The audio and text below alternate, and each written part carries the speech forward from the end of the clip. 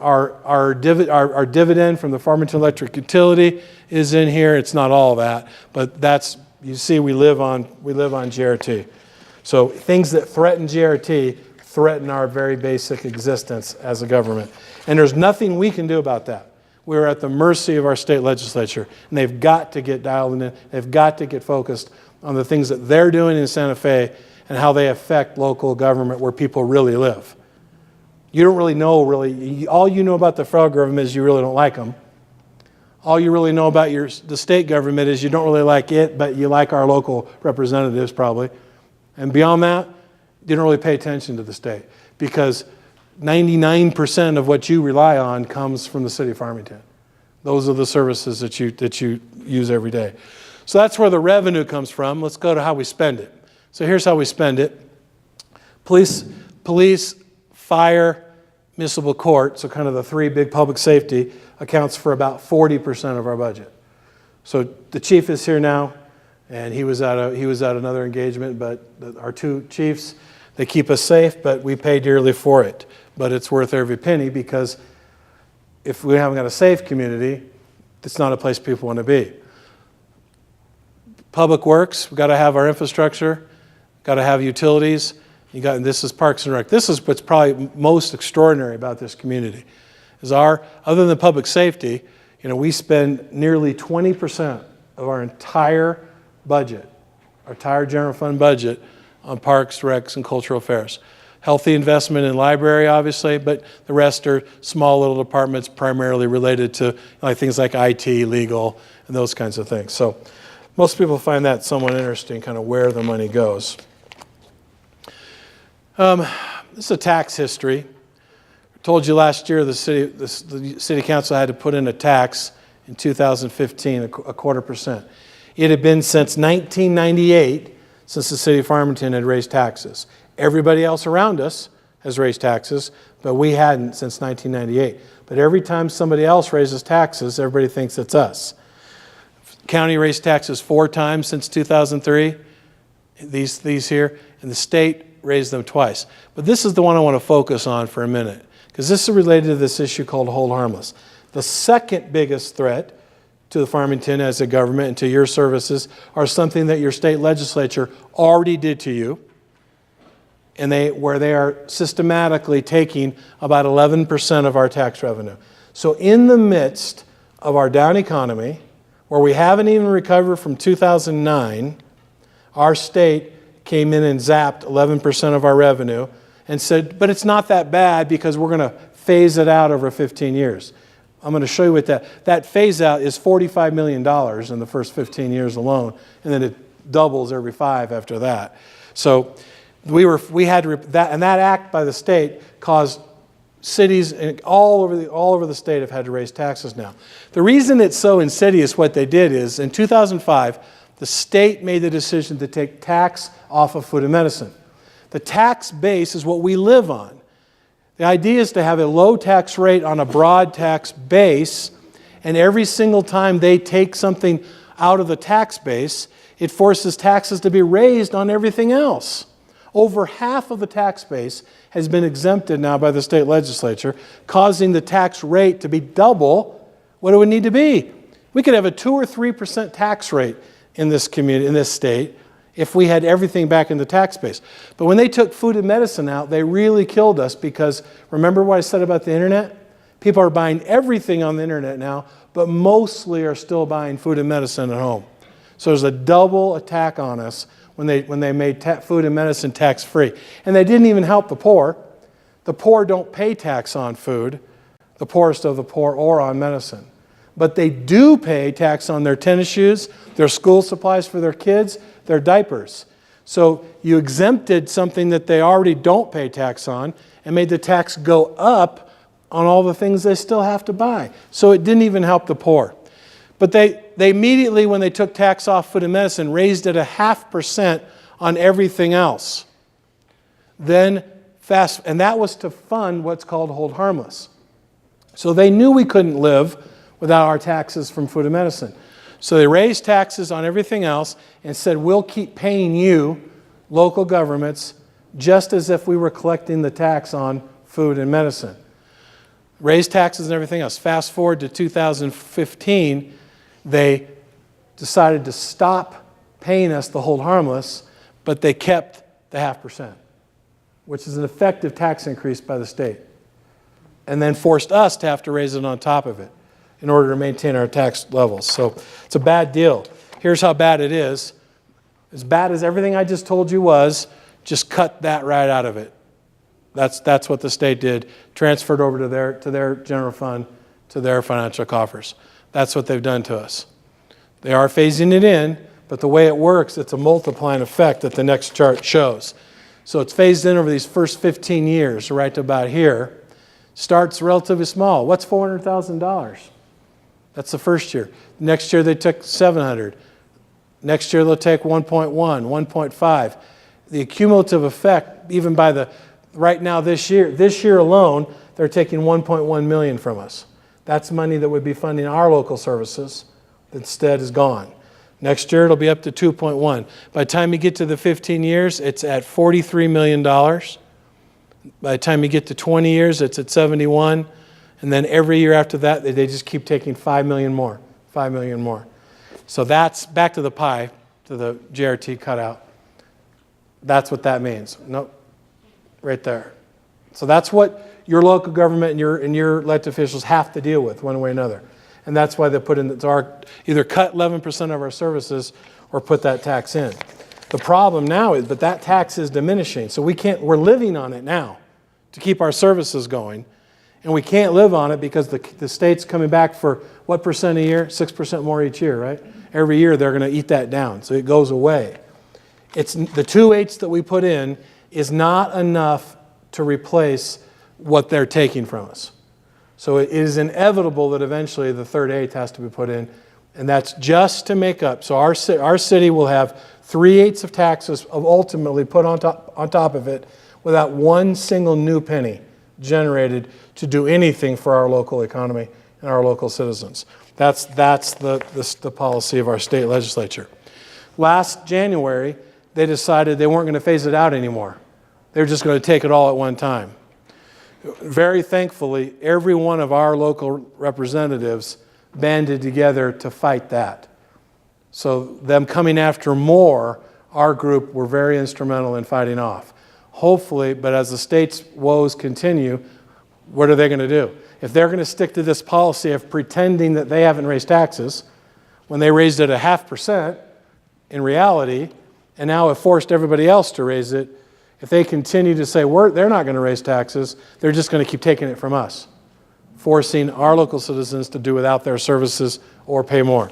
Tax base, how's this work? Let's skip that one as well. Okay, here's how these taxes work. You start with our rate, and this is what the mayor was talking about earlier. City of Farmington has the second lowest JRT, 2.66. Hadn't raised taxes since 1998. We were just 2.43, and had the state not sliced 11% away, we wouldn't have had to raise it that 2/8. But look where we are still. Albuquerque's still the only comparable city that's even close to us. This is what the city of Farmington charges right here. You should never think of the city of Farmington's tax rate as the 7.6. You should never think of it that way. We have nothing to do with that. We only control this box right here, the only one. So we have 2.6 at the bottom. Look where we compare. Bloomfield's 2.9, almost 3, and they're looking at a tax referendum. Durango's is 3, Aztec over 3. And on up it goes all the way up to 4.2 in Ruidoso. Now stacked then on top of our jurisdiction is San Juan County. They stack on top. San Juan County taxes us at a little over 1%. And they tax Aztec and Bloomfield and Kirtland as well on top of them. They have a whole tax base for them. So 1% for them is worth what 2.5% is worth to us, because they get to tax all of us. So if you notice that, they're in the middle of the range here, 1.2, but you can go down here to Lee County. This is another reason why I hate my friend in Hobbs. His county only taxes on top of them 0.25%. Ours is over 1. Then the state, with the biggest tax base of all, right? They collect tax everywhere in the state, in every jurisdiction. They then stack 3.9 on top of that. That's where you get our total. Everybody's equal here at 3.9. So when you put them all together, and you can't see these numbers, we're still pretty good at 7.6, but still lower than the region, considerably. So we can help make the low tax rate is a very positive thing. We want to keep our taxes as low as we can, but not, in my opinion, not to the extent of losing our services. So just remember 2.6. That's it. That's it. It's the only one your mayor and city council control. There's nothing they can do about this. There's absolutely nothing they can do about this. And in fact, the state, they actually can come over here and swipe some of this. That's what they just did to solve their problems. So that I'm just going to, but you know what? Remember I told you that Albuquerque was the only city that had lower GRT than us? Our property tax is lower half of what theirs are. So what that means is those numbers, if you making some assumptions of how much money you spend in a $200,000 home, you're going to save $1,200 in property tax living in Farmington versus Albuquerque. When you combine those two, admittedly with some assumptions, we now become the lowest tax city in the state of New Mexico with some of the best services. That's something that we're proud of. But it's important that our citizens recognize that. So what's that boil down to? So here's that 7.6%. For every dollar collected of GRT, the city of Farmington gets 2.66 or 35 cents. So every dollar you pay in GRT, just remember every service that you enjoy, police, fire, library, parks, recs, streets, everything, 35 cents is all that's coming to the city of Farmington. County gets 14, state gets 51. This is very, very important, and I need you to understand this and help remind people of that. All right, next slide. You say, how can we have such a low tax rate and somebody else have such a high one? It's because the state is authorized. We have another 1.25% of taxing authority that's been granted to us by the state, which is another $23 million. So in theory, City Council could impose another 1.25%, and they've had this for years and have never imposed it. Haven't put anything in since 1998. That's serious restraint. But remember when the tax base was doing that, right?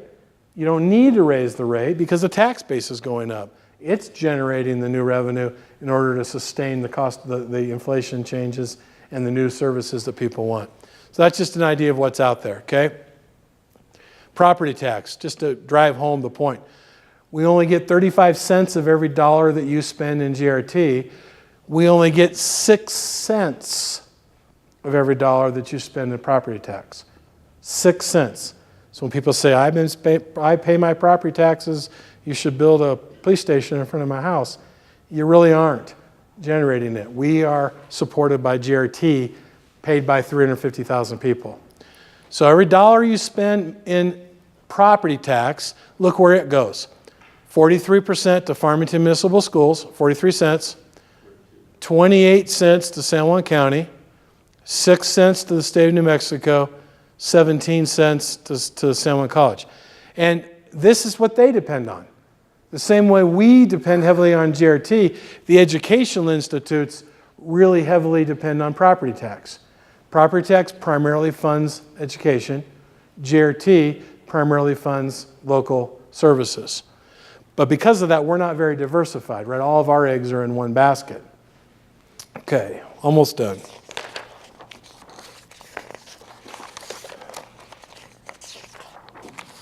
Last two slides, just to remind you, not only are our taxes the lowest in the region, lowest in the state, our electric utility rates the same way.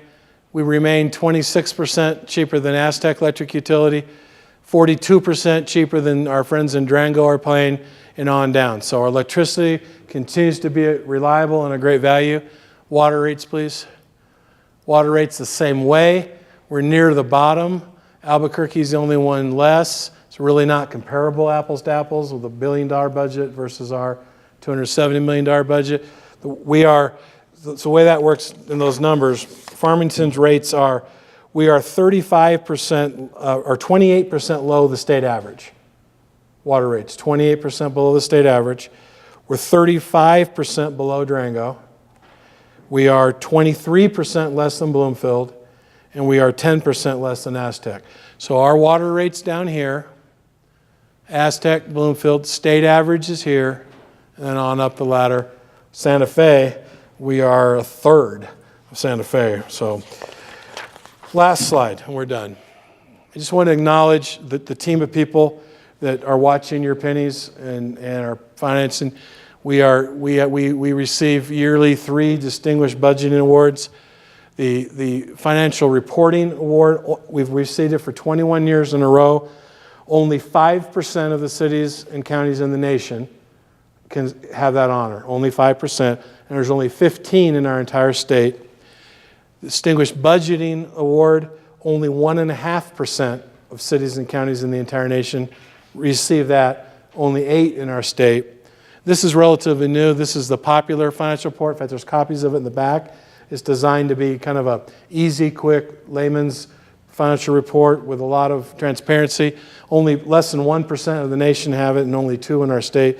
And right now, there's only 1 or 2 cities in the whole state that have all 3 awards. So your finances are in good hands. I want to recognize Annie Mason, our Finance and Administrative Services Director, and our Budget Officer, Teresa Emmerich, for all the work that she does in helping keep us all straight. So thank you, Mr. Mayor.